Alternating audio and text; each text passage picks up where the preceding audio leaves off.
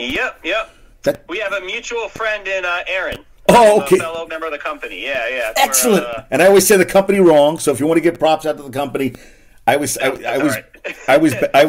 Yeah. I always butcher it. So let me ask you a question. So Met fan, who growing up, who was your favorite Met growing up? Did you have a favorite? I like Piazza. I mean, that's All a right. little bit into my childhood. I mean, early, I liked Mackie Sasser. Always stuck out to me. I liked him as a catcher. Yes. Howard Johnson, Tim Tuffle. Hojo. 86 is my first ever sports memory ever, watching the 86 World Series with my dad, so I became a Mets fan that way. But when the Mets got Mike Piazza, that was just that was awesome, and him carrying us through, the 2000, getting the World Series and all, and I loved Al Leiter and that team. And, of course, more lately, loved DeGrom until he left. Now I don't like him so much anymore. But my buddy is so pissed. He's like, God damn, he's going to get a ring, isn't he? I said, I think he gets. I don't know. I mean, he was on the team. He didn't play a lot, but he was on the team. So okay, so he gets one. And they got, and what's the other guy they got? I looked, Joey Wendell. Oh. Yeah, he was a utility guy. Had a good year with the Rays a few years ago. Last 2 years, not so good. He plays second, third. I believe it's short. Utility guy, kind of replaces Guillorme. So hopefully they can get his offense turned around. And he's really, inexpensive. So utility guy. Yeah, $2 million plus. Yeah. So that now after last season, what are you feeling after the disaster? Are you happy with Mendoza as the manager going? What's your thoughts of him this coming season? I honestly don't know enough about him. I mean, obviously he was with the Yankees, so he knows New York. So I guess that's some benefit. But with guys who are new, can you really judge them, especially in baseball? I mean, I think there's very few managers that do make a difference. I think some managers can, but there's not a ton that do. Right. Obviously, you see Bochy does, and I thought Girardi for a long time did, but I think a lot of managers don't make too much difference. So we'll see. I wasn't convinced that that Counsell was going to be the solution. I know obviously he was linked to the Mets because of Stearns, but I don't know. I feel like when you have your eyes set on one guy who's only managed in a place like Milwaukee where there's not a ton of expectations, that it's different coming to New York. And a lot of the times those big hires, I feel, don't always really work out. So we'll see with Mendoza.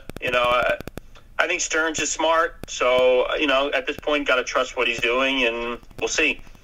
I think if they, I know they're looking at some experienced bench coaches. I think that could really be a big. If they can get an experienced guy, they can. That could be a big gift. I thought they were going.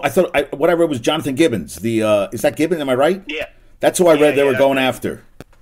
So I guess we're going to see if he turns out to be the real deal. So I mean, not the real deal. I mean that he's more of an old school guy who's been around the game. So I feel like that has to be a positive for them going forward.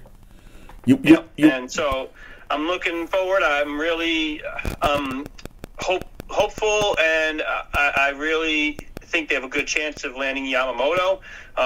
He says he wants to play with another Japanese player, and the Mets got Senga, and Senga was fantastic. I expect Senga to have a better year because he doesn't have to adjust anymore, and the Mets obviously did a good job with balancing his days off and stuff, so I think that bodes well for bringing Yamamoto in. They can say, listen, we know you're used to pitching every 6 days there. We worked well with Senga. Senga pitched well here, and he wants to get paid well, and Uncle Steve likes to roll that money truck off. He's got no problem spending. So he has no problem spending. I'm hopeful they can land him, and if they land him,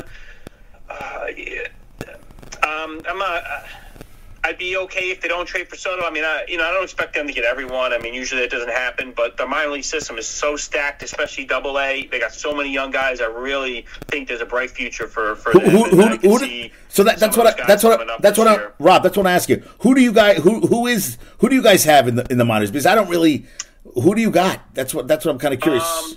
Acuna, who's, we all know Acuna, his brother is second base Double-A. They got a guy, Jet Williams, who was really doing well. Then last year, going into the year, he took a suggestion from a coach to change his swing a little bit, and it didn't work out so well in the beginning. He went back, and he's his shortstop. His swing went back to what it was, and he was hit really well. He always has high expectations, sets really high goals for himself, and he's always achieved them. And he wants to be in the major leagues this year, and whether it's to start or later in the year, I wouldn't be surprised if he's up. I know obviously not at shortstop because of Lindor, but maybe at second base. They also have the outfielders Gilbert, and I can't remember the other one they got in the trade in Houston, but those are guys look really well, look really good. They have some young pitching. They have the catcher. I can't remember his name now. He was drafted a few years ago. I don't necessarily expect him to come up, but I wouldn't surprise if he comes up and maybe splits time with Alvarez. He's good defensively, and his bat overall, I mean, he's not Alvarez as far as bat-wise, but he is expected to be overall a good hitting catcher. So, they have some good minor leaguers, and they did really well in the trades for in getting rid of Scherzer and Verlander. Verlander and getting back some prospects. So do you follow New York Mets news on Instagram? On Instagram, no, but I would definitely follow as much, to an extent as much as I can. So they said, Joel Sherman says, besides Yamamoto, there's a Shota Imanaga, who is a lefty, one of the best starters in Japan, 2.77 ERA, pitched in the 2023 World Baseball Classic Final. And, that's another thing. Imagine having 3 Japanese guys in the team. God, you'd be in heaven. Yeah.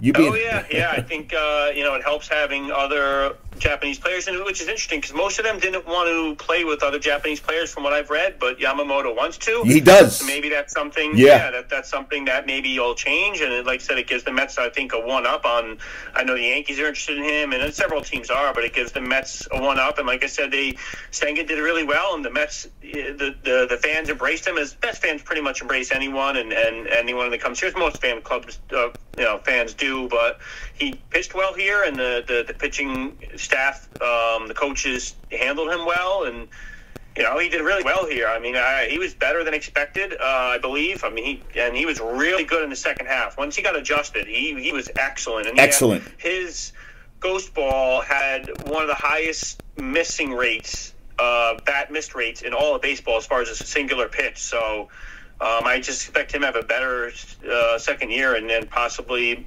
even contend for Cy Young if he continues to pitch as well as he did in the second half. Look at Rob's going all out. He's just throwing it out there right now. Cy Young. Listen, they can't be any worse. I'm not saying he's going to win it, but no. The talks for it. I mean, he kind of was a little bit this year. He's been talked for Rookie of the Year. What? How many games did Garrett Cole win? Garrett Cole didn't win anything, and he got the Cy. I mean, listen. What did he win? 15 this year? I mean,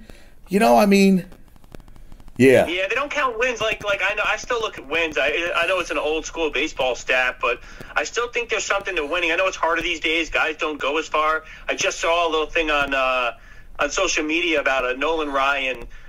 God, what was it? It was something like 100 and something, 180 or 100, maybe not that hard. It was like 150, 160 pitches or something like the amount of pitches you threw in a game was just unreal. I remember David Cone threw like 150 pitches, and just that is not baseball today. And no. So guys just don't get wins because they're not going deeper into games enough.